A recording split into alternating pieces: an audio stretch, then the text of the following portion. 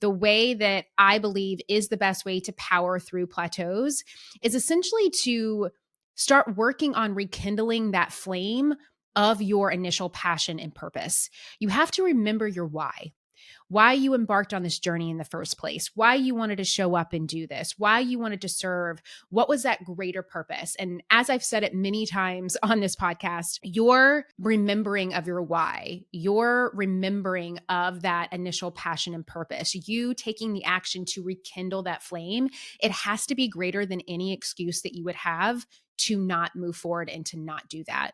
And so I think that this takes a lot of reflection, really reflecting on the impact that you have made so far, the stories that you've shared, the unique value that you do bring to your audience. I've been hearing this a lot lately, where so many of you feel like when it comes to growing a brand or business, or when it comes to creating content, or when it comes to coaching people, it's like you know how to help people do it for themselves, but you can't quite take the action on doing it for yourself. And I think that if you would just allow yourself to go back and revisit your brand's core, you are going to start to reignite that spark that will drive you forward. And so you could even just take some time to, in that reflection, take like a quick reflection journal and think about, the impacts that you've made so far, even if it's been short-term or long-term, the steps that you've taken to move forward, the successes that you have had, and really that unique value that you bring to your audience and that you bring to the world that no one else has. And if you start to get tripped up and you're just like, well, I've gotten kind of cluttered, I don't know what that unique value is,